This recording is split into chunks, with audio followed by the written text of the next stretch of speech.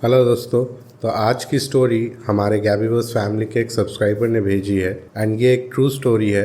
ये घटना उनके एक फ्रेंड के भैया के साथ हुई थी, बट वो नहीं चाहते कि उनका रियल आइडेंटिटी मैं आपको बताऊं, तो इसीलिए मैंने नाम चेंज कर दी है, पर लोकेशन वही है और बाकी कहानी वही है। एंड अगर आप भी चाहते हैं कि आपकी ट्रू स्टोरी मैं यहाँ पे नरेट करूँ, तो स्क्रीन पे दिए हुए ईमेल आईडी पे आप अपना मेल कर सकते हैं या व्हाट्सएप में आप मुझे अपनी स्टोरी लिखकर या रिकॉर्ड कर कर भेज सकते हैं। तो चलिए आज की स्टोरी सुनते हैं।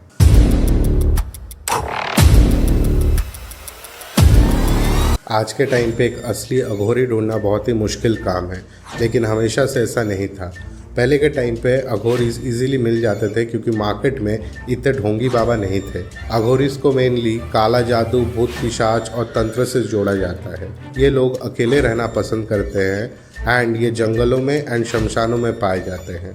अघोरीज बुरे लोग नहीं हैं, लेकिन ये तामसिक प्रकृति के हैं। ये शराब पीते हैं, शमशान में रहते हैं, कभी कभी डेड बॉडीज़ का टुकड़ा निकाल कर खा भी लेते हैं। ये आधी जली हुई बॉडी पर बैठकर ध्यान करते हैं एंड ये महाकाल के भक्त हैं। हमारे हिंदू धर्म में ऋषि मुनीज जो वैदिक पद्धति सात्विक तरीके से पूजा पाठ करते हैं, वही अघोरीज तामसिक रूप पे करते हैं। हमारी आज की स्टोरी का मेन कैरेक्टर है विनीत। विनीत एक यंग लड़का था जो शादीशुदा था एंड उसका एक छोटा बच्चा भी था। साल था 2009। विनीत वाराणसी के एक कॉलेज में टेम्पररी लेक्चरर था एंड साथ ही साथ वो पीएचडी कर रहा था क्वांटम फिजिक्स में फ्रॉम बनारस हिंदू यूनिवर्सिटी। तो एक रात विनीत ड्राइव करके मुगल सराय से वाराणसी वापस लौट रहा था अपने घर। विनीत जिस जगह रहता था उस जगह का नाम था छोटी पियरी। जनवरी का महीना था एंड रात के ऑलमोस्ट 9 बज रहे थे। हाईवे पे ठंड और फॉग बहुत ही ज़्यादा था एंड विजिबिलिटी ना के बराबर थी। 10 फीट की दूरी की साइन पोस्ट भी ठीक से विजिबल नहीं थी। तो इसीलिए विनीत अपनी गाड़ी बहुत ही स्लो स्पीड में चला रहा था। आमतौर पे इस हाईवे का ट्रैफिक बहुत ही स्मूथ रहता है एंड ज़्यादातर ट्रक्स ही चलती है रात को, लेकिन उस रात एक बहुत लंबा ट्रैफिक जैम लगा हुआ था। ये देखकर विनीत अपनी कार से उतरा और सामने देखा कि ट्रकों की एक लंबी लाइन लगी है। तो वो अपने सामने वाले ट्रक ड्राइवर से पूछा कि भाई साहब, इतना बड़ा ट्रैफिक जैम क्यों लगा है? तो ट्रक ड्राइवर ने कहा कि साहब, इतना घना फॉग है, विजिबिलिटी बिल्कुल ज़ीरो के बराबर है, इसीलिए कोई रिस्क नहीं लेना चाह रहा है एंड इसी कारण इतना बड़ा जैम लगा है। विनीत ये सुनकर अपनी गाड़ी में जाकर बैठ गया। कुछ देर वेट किया, ऑलमोस्ट आधी घंटा बीत गया। विनीत को समझ आया कि इस हिसाब से तो 5-6 घंटे लग जाएंगे घर पहुंचने में। तो विनीत ने सोचा कि इंतज़ार करने का कोई फ़ायदा तो है नहीं, दूसरा रास्ता पकड़ते हैं। विनीत को पता था कि उस हाईवे के आसपास कहीं से एक पतला रास्ता है जो वापस जाकर आगे हाईवे में कनेक्ट होता है। तो विनीत ने यू टर्न मारा और थोड़ी देर में उसको दिखा कि एक बाइक लेफ़्ट इंडिकेटर जला के हाईवे से लेफ़्ट टर्न ले रहा है। तो विनीत सोचा कि मैं इसको फॉलो करता हूँ और आगे जाकर किसी से पूछ लूँगा कि हाईवे में कैसे कनेक्ट होगा। तो विनीत उसको फॉलो करते हुए जब तक लेफ़्ट टर्न लिया तब तक वो बाइक वहाँ से जा चुकी थी। विनीत को वो बाइक और नहीं दिखी। तो विनीत ने सोचा ठीक है, कोई बात नहीं, मैं धीरे धीरे जाता हूँ, आगे कोई दिखेगा तो मैं पूछ लूँगा रास्ता। लेकिन वो रास्ता जंगल का रास्ता था और विनीत के दिमाग में ये बात नहीं आई कि जंगल का रास्ता और भी पतला होगा और फॉग वहाँ और ज़्यादा घना होगा। विनीत धीरे धीरे उस रास्ते में गाड़ी चलाता गया, लेकिन वो रास्ता इतना सुनसान था, वहाँ एक कुत्ता भी नहीं दिख रहा था। विनीत के गाड़ी के राइट साइड में जंगली जंगल था और लेफ्ट साइड में बीच बीच में कुछ फार्म हाउसेज आ रहे थे। तो विनीत अपनी गाड़ी चलाता गया एंड कुछ किलोमीटर्स जाने के बाद उसको जंगल के बीच में एक आग जलती हुई दिखी। तो उसको लगा कि कुछ लोग शायद वहाँ पे होंगे जो इस ठंडी में आग जलाकर बैठे होंगे। तो विनीत अपना गाड़ी साइड किया और उस आग के तरफ चलने लगा। जब वो वहाँ पे पहुँचा तो उसे वहाँ कोई नहीं दिखा एंड अचानक से उसके पीछे से एक भारी आवाज़ में किसी ने कहा, तुम यहाँ क्या कर रहे हो? विनीत तुरंत पीछे मुड़कर देखा तो एक 40-45 साल का आदमी खड़ा था जिसने एक धोती पहनी थी जो बहुत ही गंदा था एंड उसकी लंबी दाढ़ी थी, कपाल में भस्म लगा था और हाथ में एक चिल्लम था। तो विनीत ने अपनी पूरी कहानी बताई कि ऐसे हाईवे में जैम लगा है, इसीलिए मैं दूसरा रूट लेकर यहाँ से पास कर रहा था। पूरी कहानी बताने के बाद विनीत ने पूछा कि आपका नाम क्या है और आप इतनी रात को जंगल में क्या कर रहे हैं? तो उस आदमी ने कहा कि मेरा नाम त्रिलोकीनाथ है और मैं एक अघोरी हूँ। ये बात सुनते ही विनीत बहुत अनकंफर्टेबल फील करने लगा। अघोरी ने कहा, डरो मत विनीत सिंह, तुम्हारा यहाँ आना और मुझसे मिलना महाकाल के इच्छा अनुसार ही लिखा था। ये सुनकर विनीत शॉक हो गया क्योंकि उसने अपना नाम अघोरी को नहीं बताया था। अघोरी ने वापस बोला कि हम सिर्फ उन्हीं की मदद करते हैं जिनको हमारी मदद की ज़रूरत है एंड मदद करना हमारा धर्म है। अघोरी को देखकर विनीत थोड़ा तो डरा हुआ था, लेकिन ये अघोरी एंड तंत्र के कॉन्सेप्ट से विनीत बहुत इंट्रिग भी था। इसीलिए विनीत ने अघोरी से पूछा कि बाबा, आप अपने बैकग्राउंड और पिछली ज़िंदगी के बारे में अगर थोड़ा मुझे बताए तो, एंड ऑल्सो कि आपको मेरा नाम कैसे पता। अघोरी ने कहा, मुझे तुम्हें बताना तो नहीं चाहिए, लेकिन जब वक्त आएगा मैं तुम्हें ज़रूर बताऊंगा। लेकिन अभी ये ज़रूर बोलना चाहूँगा कि तुम जो जॉब पे हो वो एक टेम्पोररी जॉब है एंड तुम कभी भी उस कॉलेज में परमानेंट लेक्चरर नहीं बनोगे।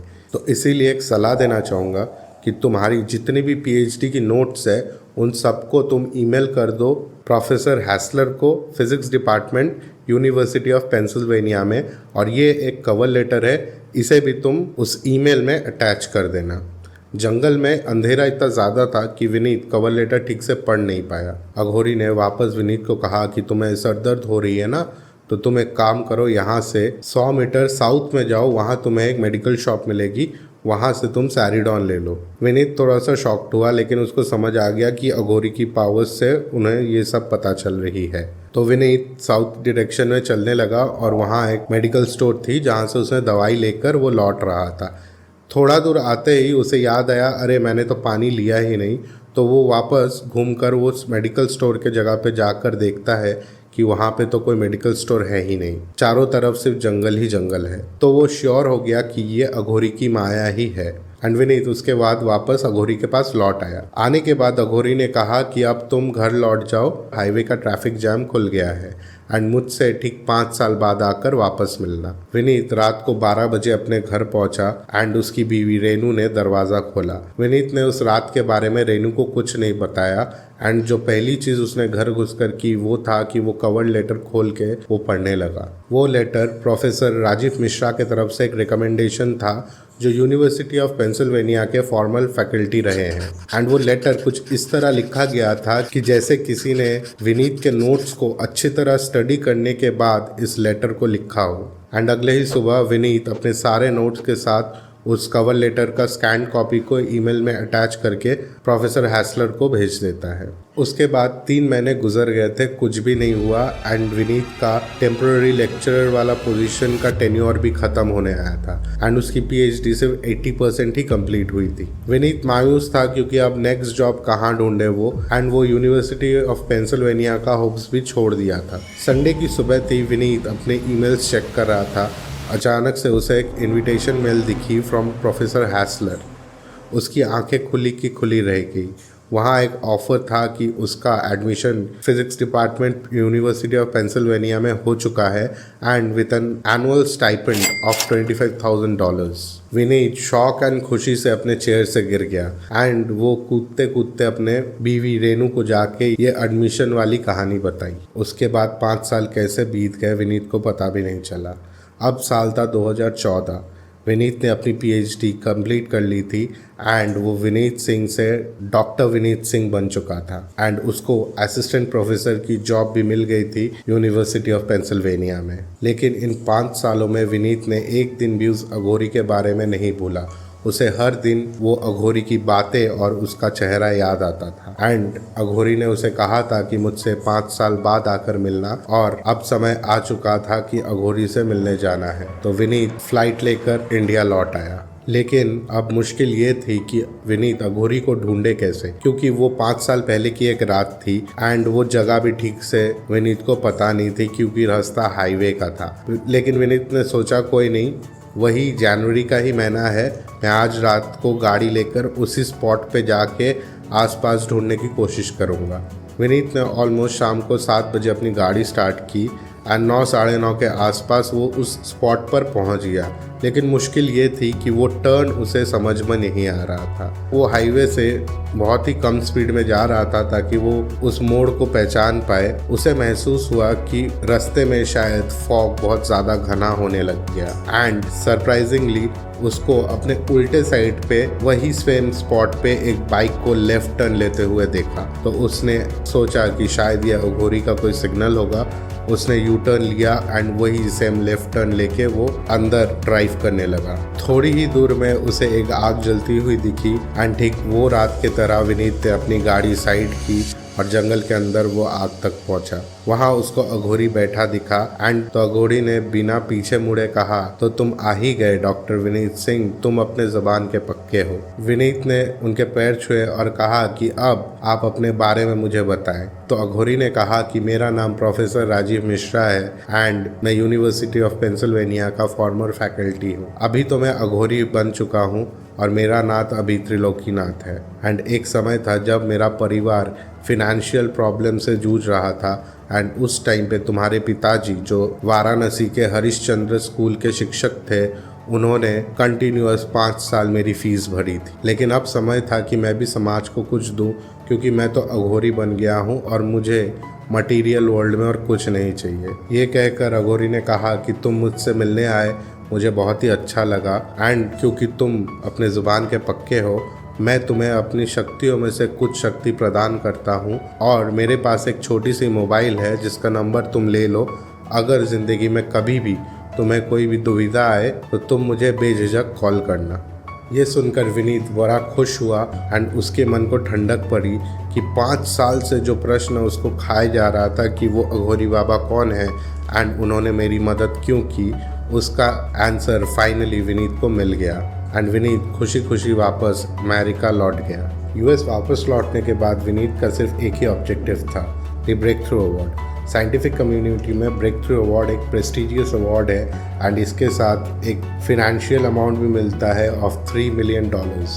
विनीत एक सीक्रेट प्रोजेक्ट पे काम कर रहा था जिसमें वो एक ऐसा वेपन बना रहा था कि अगर अर्थ की तरफ कोई एक कॉमेट बाहर से आ रही है तो ये वेपन ऑटोमेटिकली सैटेलाइट से फायर होगा और एक एंटी कॉमेट मिसाइल उस कॉमेट को जाके डिस्ट्रॉय कर देगी। ये वेपन सिस्टम ऑलमोस्ट कंप्लीट हो चुका था, लेकिन लास्ट इक्वेशन में विनीत हर बार अटक रहा था। विनीत मन ही मन मान चुका था कि ये वेपन सिस्टम इस साल तो फिनिश होने वाली नहीं है। ब्रेक थ्रू अवार्ड के लिए अगले 24 घंटे के अंदर विनीत को थीसिस भेजनी थी, लेकिन ये वेपन सिस्टम कंप्लीट नहीं हो रहा था। लास्ट का एक इक्वेशन में जाके विनीत हर बार अटक रहा था एंड उसने मन ही मन मान लिया था कि ये इक्वेशन अनसॉल्वेबल है एंड इस साल तो वो कमिटी के सामने अपना थीसिस जमा नहीं कर पाएगा, अगले साल देखेंगे। तो शनिवार का दिन था एंड हर शनिवार विनीत एक पीपल के पेड़ के नीचे दिया जलाता है एंड बजरंग बाण और शनि चालीसा का पाठ करता है। पूजा पाठ खत्म होने के बाद विनीत अपने घर गया एंड जाकर सो गया।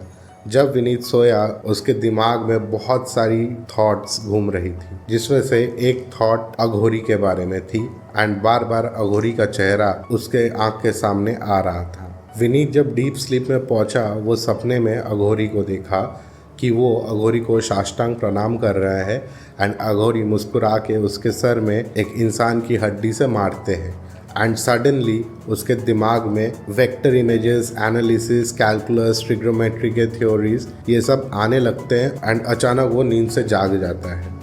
नींद से जागने के बाद वो उस बारे में सोचता रहता है, तभी उसके दिमाग में क्लिक करती है कि सपने में उसने कुछ इक्वेशन देखा था, शायद वही इक्वेशन वो गलत कर रहा है एंड वो जल्दी से अपना नोटबुक खोल के अपने डेस्क पे बैठ जाता है उस ड्रीम वाले इक्वेशन को लेकर एंड सरप्राइजिंगली वो इस इक्वेशन को क्रैक कर लेता है। अगले ही सुबह 5 बजे वो अपने ऑफिस पहुंच जाता है एंड अपना लैपटॉप खोल के एल्गोरिदम के वो लास्ट इक्वेशन को फाइन ट्यून करके अपनी सारी नोट्स अवार्ड कमेटी को भेज देता है एंड मनी मन सोचता है कि उसने ये अनअचीवेबल टास्क कैसे कर लिया, ये सारी अघोरी की कृपा से हुई है। लेकिन उसे ये नहीं समझ आता कि बार बार उसके लाइफ में अघोरी उसकी हेल्प करके इतना बड़ा पार्ट क्यों प्ले कर रहे हैं। 8 महीने के बाद breaking news, the breakthrough award goes to doctor Vineet Singh of the department of physics. चारों तरफ न्यूज़पेपर में हेडलाइंस, टीवी चैनल्स पे विनीत सिंह की इंटरव्यूज़ एंड बातचीत हो रही है। बट इसी बीच विनीत का दिमाग में सबसे पहला बात आता है कि मुझे अघोरी बाबा से बात करनी है। उसने अपना मोबाइल निकाला एंड अघोरी बाबा को डायल कर लिया। अघोरी के पास एक छोटा नोकिया का बटन वाला फ़ोन था जो बजने लगा।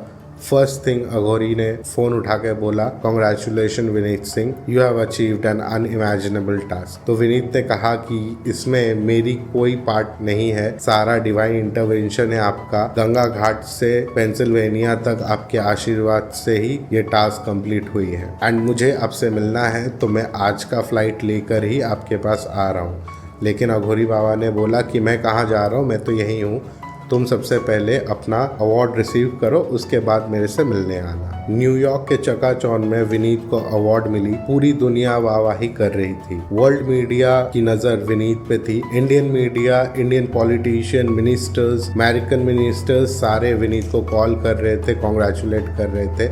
लेकिन विनीत उतना ज़्यादा खुश नहीं था क्योंकि उसके पास ये खुशी शेयर करने के लिए अपनी फैमिली वहाँ नहीं थी। कुछ साल पहले विनीत की बीवी रेनू अपना बैग्स पैक करके इंडिया आ जाती है क्योंकि विनीत इतना ज़्यादा इंडल्ज था इस प्रोजेक्ट के लिए कि वो 10 मिनट का समय भी अपनी फैमिली को नहीं देता था। सैटरडे, संडे या कोई भी हॉलीडेज़ में वो घर पे नहीं होता था, वो अपने लैब में बैठ के ये वेपन टेस्टिंग कर रहा होता था। तो रेनू एंड विनीत का बेटा यूएस छोड़ के इंडिया आ जाते हैं अपने सास ससुर के साथ रहने के लिए। तो विनीत ने सोचा कि पहला काम जो मुझे करना है वो है भारत जाके मुझे अपने परिवार के साथ ये खुशी बांटनी है एंड उससे भी ज़रूरी ये सब कुछ जिसके वजह से हासिल कर पाया उसका वेल विशर अघोरी, उनसे मिलना है और उनका आशीर्वाद लेना है। अवार्ड सेरेमनी हुए 7 दिन बीत चुके थे एंड विनीत ने 1 महीने की लीव एप्लीकेशन डाल दी थी। एप्लीकेशन तुरंत ही एक्सेप्ट हो गई एंड विनीत फ्लाइट लेकर भारत वापस आ गया। भारत में रेनू एंड विनीत के माँ बाप वाराणसी में कप शैथी बोल के एक जगह पे रहते थे। लेकिन विनीत को पता था कि परिवार से पहले मुझे अघोरी बाबा से मिलने गंगा घाट जाना है। विनीत इंडिया में सुबह सुबह लैंड किया एंड एयरपोर्ट से निकलते ही उसने अघोरी बाबा को कॉल किया कि बाबा मैं इंडिया आ चुका हूँ और मुझे आपसे मिलना है। तो बाबा अपने कुछ पूजा प्रक्रिया में बिजी थे, तो उन्होंने कहा ठीक है, आज शाम को 7 बजे तुम मुझसे मिलने आना। विनीत ठीक शाम को 7 बजे बाबा के पास पहुँचा। बाबा उसको देख के बहुत खुश हुए। विनीत ने उनका पैर छुआ एंड बाबा ने जब उसके सर पे हाथ रख के उसका आशीर्वाद दी, बाबा ने पूछा कि विनीत तुमको इतना बड़ा अवार्ड मिला लेकिन तुम उतने खुश नहीं लग रहे हो। तो विनीत बोला, बाबा मुझे भी नहीं समझ में आ रहा है क्योंकि मैंने इतने साल कड़ी मेहनत से ये वेपन सिस्टम को डेवलप किया जिसके कारण मुझसे मेरी फैमिली भी छीन गई थी। लेकिन आज जब मैंने ये टास्क को कंप्लीट किया एंड मुझे साइंटिफिक कम्युनिटी का सबसे बड़ा एंड प्रेस्टिजियस अवार्ड मिला है, मुझे अंदर से उस लेवल की खुशी महसूस नहीं हो रही है। तो बाबा ने कहा कि मुझे पता है तुम्हारा मटेरियल लाइफ ओवर हो चुका है एंड तुम्हारा स्पिरिचुअल लाइफ अब शुरू होने वाला है। तुम कभी भी अपने लाइफ में इस अवार्ड के पीछे नहीं थे, तुम अपने काम के पीछे थे एंड वही महाकाल की इच्छा थी। बाबा ने आगे बोला कि तुम अपने लाइफ का पहला स्टेज जो है सेल्फलेस कर्मा उसे पार कर चुके हो एंड स्टेज 2, 3 एंड 4 तुम्हारी लाइफ की आगे की सीढ़ियाँ हैं। विनीत ने बाबा से पूछा कि बाबा प्लीज़ मुझे स्टेज 2, 3 एंड 4 के बारे में बताइए, मुझे बहुत उत्सुकता हो रही है इस बारे में जानने के लिए। बाबा ने मुस्कुराया और कहा कि कल सुबह तुम अपने बीवी बच्चे माँ बाप से जाके मिलना। अगर तुम उन्हें मिस कर रहे हो तो उन्हें लेकर यूएस वापस लौट जाना और खुशी खुशी अपनी ज़िंदगी व्यतीत करना। लेकिन अगर तुम चाहते हो कि तुम अपने स्पिरिचुअल लाइफ में आगे बढ़ो तो जो तुम्हें $3 मिलियन का अवार्ड मिला है वो और उसके साथ आज तक की जितनी भी तुम्हारी पूंजी है सब अपने बीवी को देकर अपने जॉब से इमीडिएट इफेक्ट के साथ रिज़ाइन करके मेरे पास आ जाना। लेकिन अगर तुम्हारे मन में थोड़ी सी भी शंका हो या तुम थोड़ा सा भी अपने फैमिली को मिस कर रहे हो तो मत आना, क्योंकि उससे तुम्हारा कुछ भला नहीं होगा और तुम अपने स्पिरिचुअल लाइफ में एडवांस नहीं कर पाओगे। अगले ही सुबह विनीत अपने माँ बाप के घर गया एंड अपनी बीवी से मिला। इतने साल बाद अपनी बीवी से मिलने के बाद भी उसे उसकी आंखों में या अपनी आंखों में वो स्पार्क दिखाई नहीं दे रहा था एंड वो उतना खुश नहीं था। तो उसने अपनी बीवी को लेके अपने ससुर के घर गया एंड उन दोनों को समझाया कि मैं स्पिरिचुअल पाथ में एडवांस करना चाहता हूँ, इसीलिए मैं आज तुमको 5 करोड़ रुपए ट्रांसफ़र कर रहा हूँ तुम्हारे अकाउंट में। एंड उसके ससुर और उसकी बीवी खुशी खुशी इस बात को मान गए। सारे लोग वाराणसी के फेमस लॉयर के पास गए डिवोर्स के लिए। लॉयर ने कहा कि 1 साल का सेपरेशन पीरियड के बाद इजीली म्यूचुअल डिवोर्स मिल जाएगा एंड क्योंकि बोथ पार्टीज अग्रीड है, डिवोर्स में कोई प्रॉब्लम नहीं आएगी। विनीत 5 करोड़ उसकी बीवी को ट्रांसफ़र किया एंड शाम को यूनिवर्सिटी ऑफ पेंसिल्वेनिया में अपना रेजिग्नेशन मेल डाल के अपना फ़ोन को स्विच ऑफ कर दिया।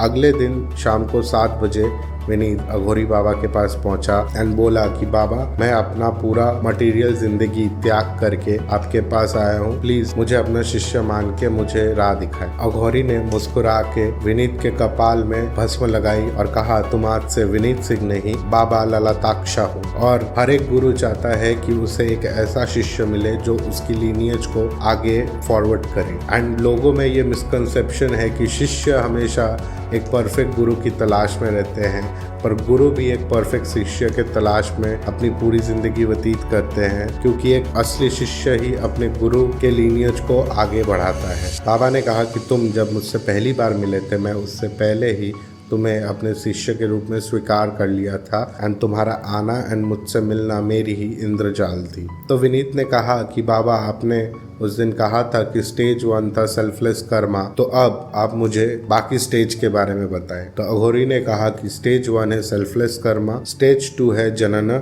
स्टेज 3 है भक्ति एंड स्टेज 4 है प्राप्ति। तो विनीत ने पूछा कि गुरुजी, प्राप्ति क्या है? तो अघोरी ने कहा कि प्राप्ति है complete surrender on God and जब हमें प्राप्ति मिल जाती है तो हमें हमारे मौत के बाद हम डायरेक्ट महाकाल के पास जाते हैं और हमें मोक्ष मिलती है और हम ये जन्म मरण के साइकिल से बाहर निकल जाते हैं। तो विनीत, जो अब बाबा लालतक्षा बन चुका है, उसने पूछा कि ये प्राप्ति के स्टेज तक पहुंचने में कितना समय लगता है? तो बाबा हंस के बोले कि हम अघोरी हैं, हमारी तंत्र क्रियाएं ऐसी है कि हम स्टेज 2, 3 एंड 4 सारे एक साथ पार कर सकते हैं। कल से तुम्हारी अघोरी यात्रा शुरू होगी और तुम्हें दिन में 10 घंटे इस अघोर मंत्र का जाप करना होगा।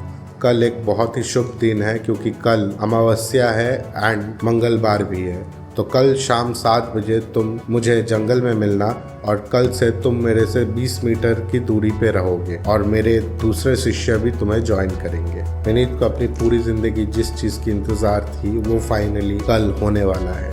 विनीत 7 बजे जंगल के एरिया में पहुंच गया एंड वो बाकी शिष्यों से मिला, लेकिन अघोरी बाबा जंगल में बहुत देर रात को आए। वो सारे जंगल के अंदर चलने लगे और कुछ देर बाद अघोरी बाबा ने सबको रोका। जंगल के अंदर एक शिष्य पहले से मौजूद था जो एक औरत की लाश के पास खड़ा हुआ था। बाबा बाकी शिष्यों को वहीं रोक के उस लाश के पास जाके अपना हाथ जोड़ के एज इफ वो उस लाश से इंस्ट्रक्शंस ले रहे हैं। लालताक्षा ने दूसरे शिष्य से पूछा कि अघोरी क्या कर रहे हैं? तो दूसरे शिष्य ने कहा कि वो इस औरत के आत्मा से परमिशन ले रहे हैं ताकि वो उस डेड बॉडी के ऊपर शव साधना तंत्र क्रिया कर पाए। एंड कुछ ही देर में अघोरी ने वापस उस डेड बॉडी को प्रणाम किया एंड उस शिष्य ने कहा कि उस औरत की आत्मा ने बाबा को परमिशन दे दी है कि वो अपनी क्रिया उस बॉडी पे कर पाएंगे। लालतक्षा ने उस शिष्य को कहा कि अघोरी जो भी करते हैं तो मुझे बताना, क्योंकि मुझे कुछ समझ नहीं आ रहा है एंड मुझे इस क्रिया की नॉलेज नहीं है। तो शिष्य बताने लगा कि अब अघोरी इस बॉडी को पवित्र करेंगे, इस पे मदिरा छिड़क के एंड उसके बाद उसके पेट को मसलेंगे। उसकी बात की क्रिया है कि अघोरी बाबा इस शव के ऊपर खुद लेट जाएंगे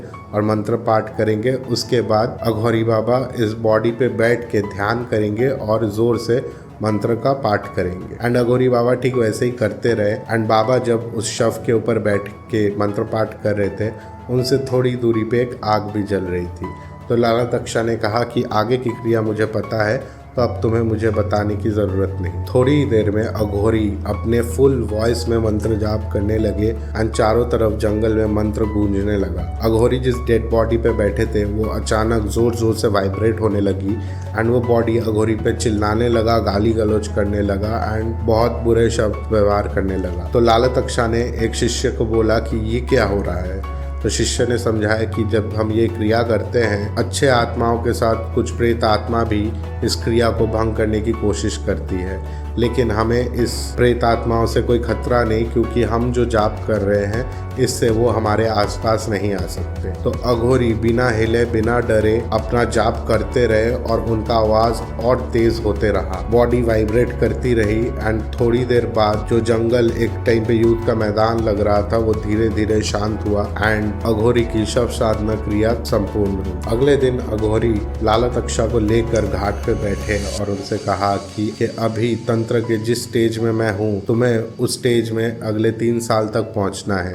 मैं बहुत ही एडवांस स्टेज में हूँ। मैं भूत पिशाच और जितने भी पैरानॉर्मल एंटिटीज है मैं सबको कंट्रोल कर सकता हूँ एंड मैं उनको यूज करके किसी का भला भी कर सकता हूँ, दुनिया के सबसे पावरफुल इंसान का मर्डर भी कर सकता हूँ एंड भगवान से कम्युनिकेट भी कर सकता हूँ। तो ये मुझ पर है कि मैं उनको कैसे इस्तेमाल करूँ और तुम्हें इस लेवल में पहुंचने के लिए कड़ी मेहनत करने पड़ेगी, लेकिन अगले 3 साल तक तुम्हें इस लेवल तक पहुंचना ही पहुंचना है। तो अघोरी के इंस्ट्रक्शंस के हिसाब से लाला तक्षा को 2017 तक अघोरी के लेवल का साधु बनना था एंड लाला तक्षा जब विनीत की जिंदगी जी रहा था, उसने अपने वेपन सिस्टम बनाने में जितनी मेहनत की थी उसकी डबल मेहनत वो अघोरी के लेवल में पहुंचने में करने लगा। फास्ट फॉरवर्ड टू 6 इयर्स, अब समय था 2020 का। वाराणसी का चीफ अघोरी था बाबा लाला तक्षा एंड वो दिन था 22 फरवरी 2020। आज से ठीक 1 साल पहले सचिन, जो झुनझुनवाला फैमिली का लौता वारिस था एंड झुनझुनवाला फैमिली वाराणसी के